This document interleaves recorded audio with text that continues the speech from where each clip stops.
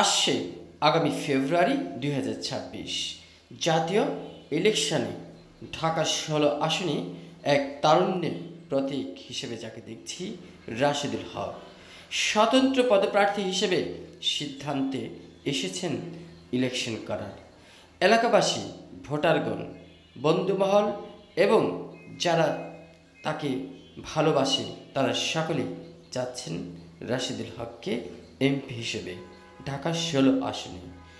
ঢাকা ১৬ আসনে ইতিমধ্যে রাশেদুল হক বিভিন্ন সমাজ সেবামূলক কর্মসূচিতে তাকে দেখা যায় এবং রাশেদুল হক বিভিন্নভাবে সহযোগিতার হাত বাড়িয়েছেন অত্র এলাকায় ঢাকা ১৬ আসনের সকলের প্রতি। ভোট চান ভোটারের, দোয়া চান সকলের।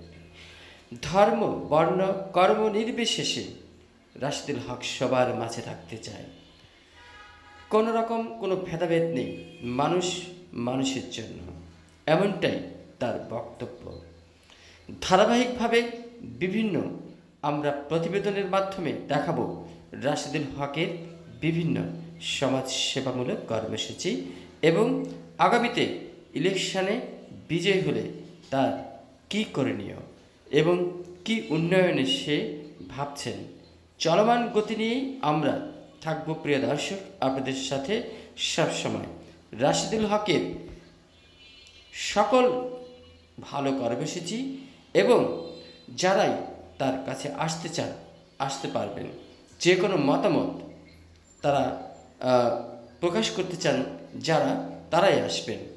রাশেদুল হকের পাশে থাকতে ইতিমধ্যে ১৬ আসনের সকলে আমরা দেখছি যোগাযোগ করছেন, মিটিং করছেন, কিভাবে কোন সংস্কারের মাধ্যমে চলমান উন্নয়নগুলো করা যায় এবং আগামী দিনগুলোতে কিভাবে এই ১৬ আসনকে একটি সন্ত্রাস চাঁদাবাজ মুক্ত সমাজ করা যায়, এমনটাই ভাবছেন রাশেদুল হক।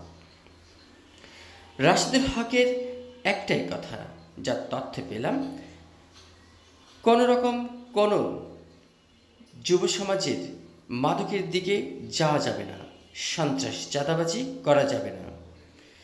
যে দলের থাকেন, যে ধর্মের কর্মের থাকেন, মানুষের পাশে মানুষের সুন্দর একটি মনোভাব নিয়ে থাকতে হবে, এমনটাই রাশেদুল হকের বক্তব্য। রাশেদুল হক সবসময় একটা কথা ভাবেন যে পৃথিবীতে চিরদিনের জন্য কেউই আসেনি, একদিন চলে যেতে হবে, কিন্তু কাজ করে যেতে হবে উন্নয়নের সাপেক্ষে এবং বিভিন্নভাবে সমাজসেবায় থাকতে হবে। রিপোর্টে শাহ আলম সম্রাট, MCB TV।